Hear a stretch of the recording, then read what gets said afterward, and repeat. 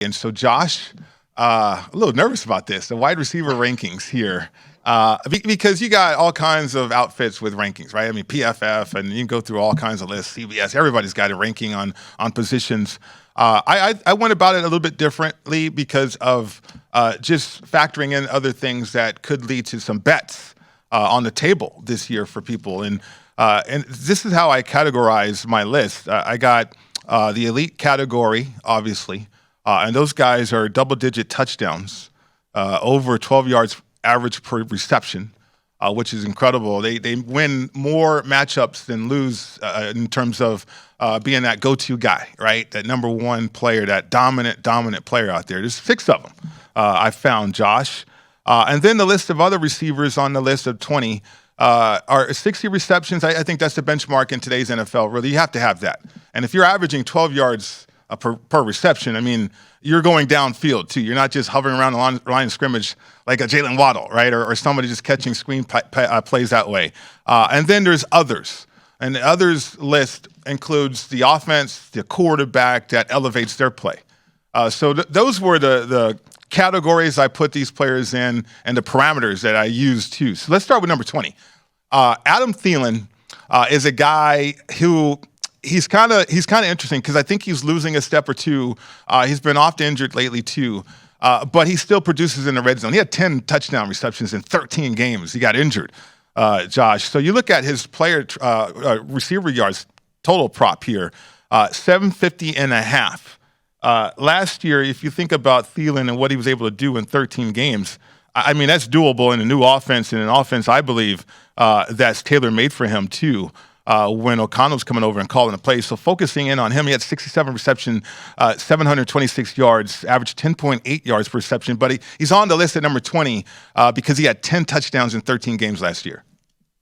So first off, Pritch, I like the way you kind of put your list together. And also, everyone can come up with their own list. Everyone can do their own mock draft. But most of those people don't really know football, haven't played football. I like your list because I know you played in the NFL. So this is really great coming from a former wide receiver and what to look for. Right. It's forward-looking. Really, so from a betting standpoint, I think it's going to be helpful. I think it totally is helpful. And just a couple names that jumped out to me, Adam Thielen right off the bat. Mm-hmm. I think you hit the nail on the head. If you're targeting Thielen, you're looking more at his touchdowns from that big red zone presence here, right, trying to get the most you can out of O'Connell. Again, former quarterback who knows how to, at least, has played the game and can try to hopefully get the most out of Cousins here. To me, you target the touchdowns if you're going to bet Thielen. I actually like his under receiving yards, Pritch. You mentioned it. Last year, 67 catches, only 726 yards, though. He was banged up a bit. Now, he had 10 TDs. His over-under is 7.5 here. But I'd look toward that under 750 and a half. Just 726 last year. He's been hurt a bit. But the important thing here is also looking at the juice prices here. At both DraftKings and BetMGM, the Thielen under 750 and a half is juiced up minus 120. So a lot of these odds makers are really showing liability to Thielen, going under that receiving total. But I think the way to attack that would be looking toward the over touchdown spread. Yeah, absolutely. And you factor in too, Justin Jefferson on the roster right there. And I found this guy that I'm intrigued by, KJ Osborne. Too. We'll get to him in a little bit that can also help out Thielen within this offense. Let's get to more guys on the list. I mean, Michael Pittman Jr. is going to be benefited. He's going to benefit from certainly a better quarterback, I think. Last year, he had 1,000 yards, 88 receptions, Josh. He averaged 12.3 yards per reception, 6 touchdowns. He's got to upgrade at quarterback. The other guy, conversely, DK Metcalf has a downgrade at quarterback, and you see his receiving yards total. He's at 18 on my list. He's 900 receiving yards, 900 and a half receiving yards right there, 6.5 touchdowns. He'll go down. Devontae Smith, I think, elevates himself too this year, coming off a nice year as a rookie, 916 yards and 5 touchdowns. Hunter Renfro, he's in the others category, Josh, the offense quarterback thing. But you think about Devontae Adams, what he can do, Darren Waller healthy too, Josh McDaniels as a play caller. I really like the situation for Hunter Renfro and his yards total, 800 and a half right there, 5.5 touchdowns too. The guy, you cannot cover him in a phone booth. I mentioned that. Coming off a season in which he had 103 receptions, 1,038 yards, and then 9 touchdowns as well. Yeah, I think the two players that you mentioned that I'm really high on and I would look toward overs would be Hunter Renfro and Michael Pittman. Now, let's start with Michael Pittman, obviously with the Colts here. Number one, kid's in the prime of his career. He's only 24 years old. He's entering his year 3 in the NFL. I always like when I'm betting props, a player that has gotten incrementally better each year. You're on the upswing. You're not, longer in the tooth and maybe, the injuries are creeping up here. I think this kid's only going to get better. He's got the height, he's got the size, he's got the speed, but you hit the nail on the head. Pretty impressive year last year. You have 88 catches for 1,082 yards with Carson Wentz throwing you the ball, Pritch. I mean, now think of it this way. You're going to have Matt Ryan. And of course, is Matt Ryan the best quarterback in the NFL? No, but he is a big upgrade, in my opinion, over Carson Wentz. Right. You have a really good offensive line. You're still playing in a dome here, obviously, so you'll have that advantage as well. But can you go over 1,025 receiving yards? I would bet that. Right. In fact, when we get to break, I'm going to go bet that because to me, I think that's one of the best plays on the board. Then the other one, just, having known Josh, not known him personally, obviously, but having watched Josh McDaniels as a Patriots fan my whole life, he gets the most out of his slot receivers. I'm not breaking any news there, but, Troy Brown, Wes Welker, Julian Edelman, Danny Amendola, that's such a huge piece to what the Patriots did offensively, and I think McDaniels is going to bring that to the Raiders. So if you look at Renfro, 103 catches, 1,038 yards, 9 touchdowns last year, had a great year here. My only thing is his numbers seem a little low, Pritch. Like I'm almost like this too good to be true kind of situation, because his over receiving yards is just 800.5 yards. I mean, doesn't that seem low, just 800 yards when you have over 1,000? And then his catches are 77.5 when he just had over 100. So I'm a little worried that maybe the odds makers are thinking, hey, with Devontae Adams, with Waller, with all these different weapons, maybe they'll just not have, as many targets to Renfro.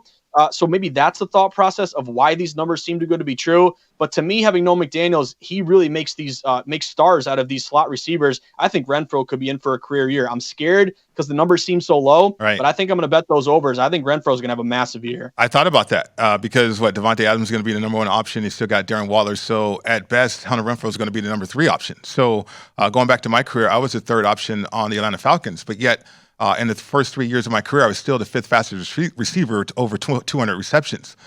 So it can be done as a 3rd if you're throwing the ball and if you're prolific throwing the football. I think Derek Carr coming off of 4,800 yards too, Josh, can be benefited by Josh McDaniels. And then having 3 outstanding players out there on the field can also help open each other up, if you will. So you got Hunter Renfro in that situation. I like that. Now, let's move up the list. Amari Cooper gets interesting because he's off the board. Developments out of Cleveland right now, there's growing sentiment within the league circles that Watson will play at some point this season. Mary Kay Cabot has this report on Deshaun. So they're going to fight any type of indefinite suspension. They already dropped the news about going after a lawsuit if that happens. So Amari Cooper, that's off the board. But he's up here at 15. I got McLaurin at 14. A.J. Brown at 13. Allen Robinson. Here's the climb right here, Josh. Allen Robinson, because of who he's played for so far, Chicago and I think Jacksonville. I mean, he's in a situation where he's got an upgraded quarterback, Matthew Stafford, upgraded offense, and upgraded team, the culture. He's coming off of 38 receptions, 410 yards, 10.8 yards per reception, only 1 TD and an injury. And okay, why is he so high on the list? Only because of the upside. Look at his receiving yards total, 825.5, 7.5 for touchdowns right there. So I think you hit the nail on the head here, Pritch. We just talked with Hunter Renfro. Huge stats last year, yet they're really low this year. That's fishy. We'll look at it the other way with positive regression, maybe a healthier, year, obviously, and then also going to a great system, dying and going to heaven from, obviously, some terrible teams now to the world champion. But yeah, he was hurt. He didn't play a ton, only 38 catches, 410 yards, but yet going into this year, his total is, what was it, Pritch, 825.5. That's, to me, kind of a situation of you buying low on a player who didn't put up great numbers, but the situation is really going to benefit him. So that really makes sense. And Pritch, we're up against it. I would love to hear your thoughts on Tyreek Hill. Yeah. To me, Tyreek Hill, they're projecting a bit of a, not a huge downturn, but you look toward last year, 111 catches, over 1,200 yards, 9 TDs. Now he's down to 1,025. It feels like you got to hammer that Tyreek Hill over, but I wouldn't be so quick. Tua obviously is not great with a deep ball. If he's going to go over that number, he's going to have to break a tackle, from a quick pass and take it to the house, basically. Also, he's switching teams. That could be, a bit of a challenge here. He is 28 years old, so he's been in the league quite a while. He's still the cheetah, one of the fastest guys around, Pritch, but What do you think? Is this a year to maybe take that under on Tyreek Hill, even though it probably scares you to do it? Well, it doesn't scare me because, I mean, I'm looking at Tyreek Hill on the list. He's at 11. Was a top 10 receiver with Patrick Mahomes. But he's an elite player, though, in terms of his talent. I just wonder, McDaniel, can he open him up? I mean, Eric Bieniemy and Andy Reid did a great job with the personnel that they have to help open up the cheetah. And so I wonder if they're going to be able to do that. Deebo Samuel, coming off a running style offense in San Francisco, Tyreek Hill is not Deebo. We'll see what happens and what develops right there. Okay, we're going to reveal the top 10 and elite players. I think there's some value on the board with player props with the elite players, Josh. We'll get to that coming up next. So continuing the list here, wide receivers, Josh. Gets intriguing out here because during the break, we were talking about this. My top 10 receiver going into the year in 2022, T. Higgins. Now, reason why, if he was on a lot of other teams, he would be a number one option. I mean, if he goes to your team out there in New England, he would be a number one option. Right? If he went to just a number of teams out there, he would be the number one receiver. He had 74 receptions, 1,091 yards, 14.7 yards per reception, Josh, and 6 touchdowns right there. So he's cracking the top 10. Look at his receiving yards total, 975 and a half, 7.5 touchdowns as well. Yeah, I'm really a big fan of T. Higgins. And by the way, Pritch, we could use him in New England because you know what we just did? We traded away N'Keal Harry for a 7th-round pick in like 5 years from now. So a great pick there in the first round. But all jokes aside, Higgins is a guy that obviously had a great year last year. You threw us the numbers here, but 1,091 catches, 1,091 receiving yards, 74 catches, had 6 TDs. But really what I like from T. Higgins was his playoff performance, Pritch. I thought he got better as the year went on. And I remember looking at the Super Bowl there, he cashed, I think, almost all of his over props. That was one of the wise guy plays as a Super Bowl prop that really came through. And I think you hit the nail on the head. 975 and a half. Can you go over that number? I think he can, just from the way he's progressing. He's gotten better each year.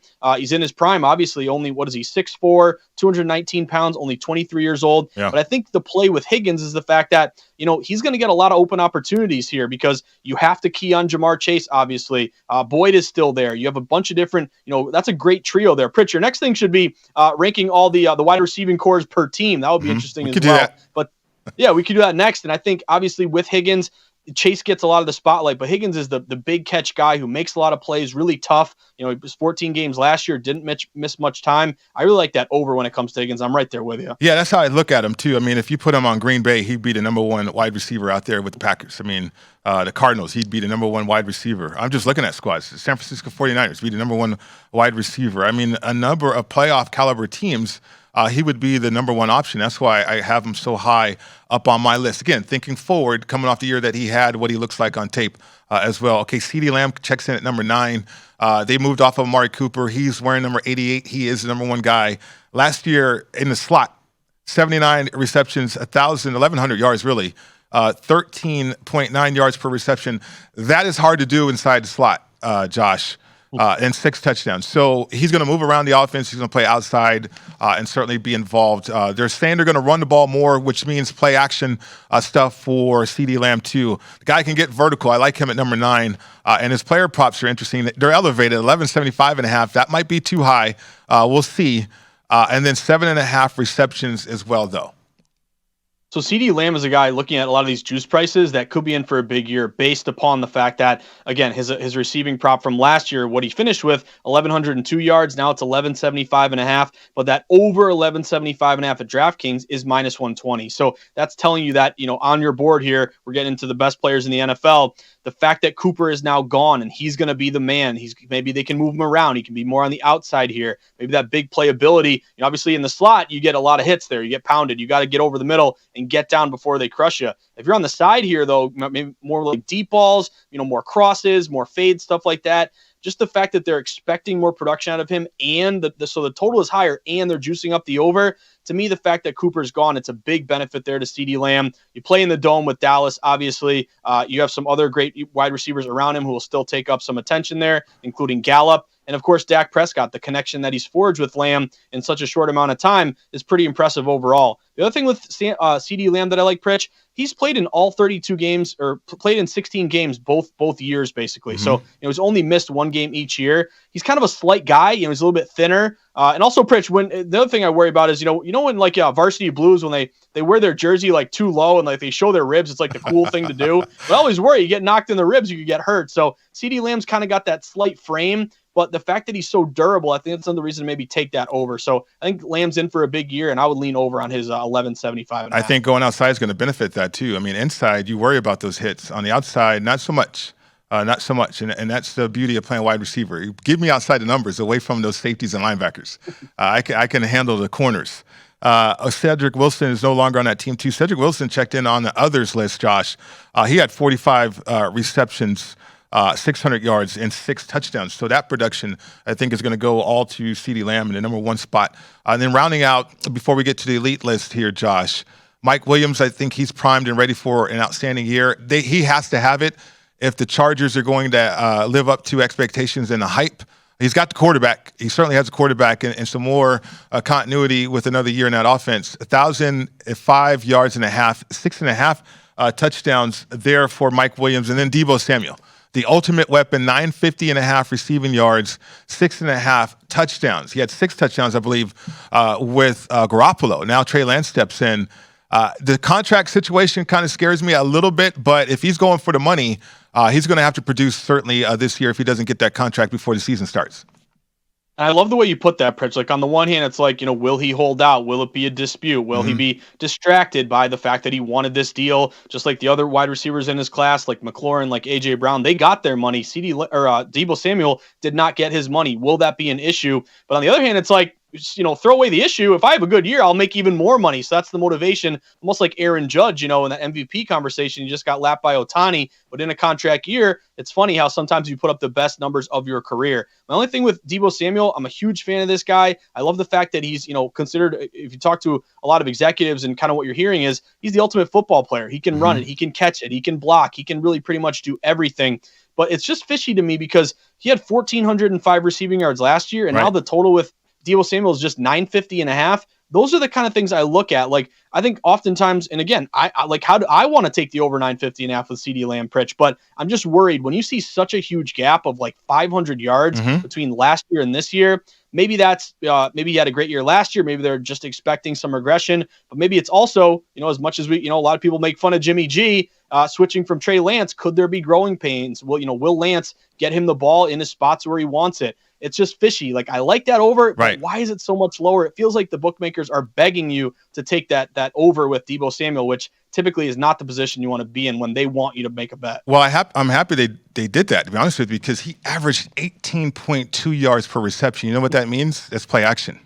Like, I think typically bookmakers might think about just drop back passing and prolific offenses throwing the football. But if you have a receiver averaging 18.2 yards per reception, one, the offense is helping him get open, and then he's getting open on his own. And the play action is also helping him. That's Garoppolo. They're going to run play action with Trey Lance, right? If that drops off a little bit, say it's 15 yards per reception, Josh, and the opportunities, 121 targets that he's looking at. I'm still comfortable with going over the yard situation, 950.5. And from a play action standpoint, too, how accurate does a quarterback need to be? He has to be fairly accurate. Does he have to be pinpoint? No, that's more precision passing, more timing and rhythm-oriented passing, not play-action stuff. So a lot of times those are going to be one-on-one situations. I like that situation, really, to be honest with you. Man, we're going to have to stretch the elites into the second half, the last segment here. But we're going over these elites, and these are receivers, Josh, with double-digit touchdowns, 12 yards per reception again. The big playmaking ability, I mentioned that. The consistency, they win majority of their matchups, and then certainly they allow themselves to be that target for the quarterback, that go-to guy. I think there's some value there on the list, Josh. Your thoughts here are my top 6 guys. You got Cooper Kupp, number 1, Adams, number 2, Jefferson, 3, 4 is Chase, 5 is Evans, and 6 is Diggs. think we don't have Josh right now, but I like this list. I mean, I think we can find some value. We'll get to Josh's thoughts here after the break, and we'll get him back with a connection problem right now. But Mike Evans stands out. He's 10.5 receiving touchdowns, which is incredible when you think about 10.5 and Tom Brady. Last year, you think about Evans, he had 14 touchdowns on 74 receptions, 14 yards per reception. Brady, they're going to stretch the field. And Justin Jefferson comes in a new offense. Look at his total yards, 1,350 and a half, 9.5 touchdowns. As the number one guy in that offense right there. That could be lofty. And then I think Davante Adams has a chance to surprise at 1,200 and a half yards, 10.5 receptions.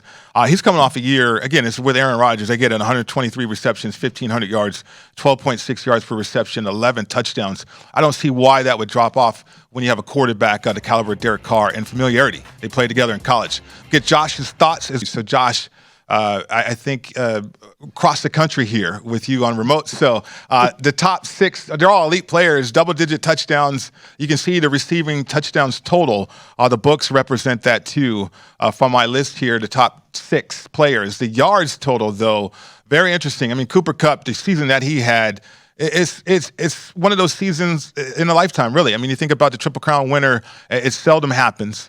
Davante Adams right there at new offense, though, but a quarterback he's highly familiar with, 1,200 yards and a half. Justin Jefferson, I think, will move around that offense and will be that weapon, that ultimate weapon. He's an incredible player. 1,350 and a half receiving yards, 9.5 total. I mentioned KJ Osborne, Adam Thielen to the mix, and certainly Smith as a tight end. I think Justin Jefferson can have one of those outstanding years if healthy. And then Jamar Chase looks like he's going to back up the season that he had out there as well. Mike Evans with Tom Brady, too, just an elite category. 10.5 receiving touchdowns right there, his total. Yeah, I really can't argue with your list here, Pritch. I think all these guys are fantastic. I would agree with you on the way that you place them. My only thing would be, if you're looking at Cooper Kupp, your top wide receiver, who I agree with you after coming off an incredible year last year, winning the Super Bowl, his numbers are insane. 145 catches, over 1,900 yards, 16 touchdowns. You made a lot of people a lot of money there, Pritch. Remember when it was Taylor and Cooper Kupp? They were both minus 105 to be the offensive player of the year. Mm-hmm. And I was thinking Taylor, and you said, no, bet Cooper Kupp. You ended up being right as you were the year before, the Rodgers MVP. But the one with Kupp that just scares me a little bit is the same thing with Deebo Samuel. We were talking about Deebo a minute ago, 1,400 yards last year. He's only 950 this year. Same thing with Kupp. Kupp, his over-under is 1,300 and a half. Yet last year he had over 1,900. That's a 600-yard difference from last year to this year. So I think, it's really tough and difficult as a bettor because on the one hand, it's like this number is so low. He could have a much worse year this year and still cash that over. I think you got to pick your spots, though, because I think when it comes to these plays that look too good to be true, You can pick your spots and maybe cash a couple here and there. But if you do it consistently, I think you're going to lose more often than you win. So again, maybe Kupp, that reflects maybe they'll be a little more careful with him throughout the year. He has had some injury concerns. He's taken a lot of hits. Maybe they're going to pace him a little bit more. Maybe Allen Robinson will eat into some of his catches overall. But again, it's hard not to think about hitting that over. It just really scares me that you go from 1,900 now to 1,300. What's the reason for that? Odds makers are predicting Kupp to take a bit of a step back. Yeah, it's interesting. I mean, like I said, I wouldn't say it's unprecedented because we've seen a Triple Crown, but nobody expected Cooper Kupp to do it. And the fact that he did it, you can't cover him though, and I think Allen Robinson is going to benefit. We highlighted his player prop situation. I think Deebo Samuel, another player we highlighted on this list too, the top 20. T. Higgins, another player as well. As far as Cooper Kupp regressing from 1,900 yards, it is a big drop-off, though, when you think about it that way, right? But again, it's a team like the Rams that want to go back-to-back here. They are going to use Cooper Kupp. And Matthew Stafford is going to have more familiarity with this offense and understand the nuances. Cooper Kupp and what he did and that relationship with Matthew Stafford was what led to his season. So I think they're going to build on that, to be honest with you. Yeah, that makes total sense to me, Pritch. It's just sometimes when you're looking at, the numbers. So usually you start with the numbers from last year. What did you do for me last year? What are the variables that took place over the offseason to theoretically make you have a better year or a worse year compared to last year? So you put it all into place and just seeing these gaps, my whole point is just saying, hey, when you see the gaps, don't just automatically take the over if it's too low or take the under if it's too high. Really think about, as a bettor, why do you think, or what's at least putting yourself in the eyes or the head of the odds makers, why they tried to bring it down there quite a bit. Visit VSiN.com to get current odds, listen for free, find showtimes, and download VSiN sports betting podcasts.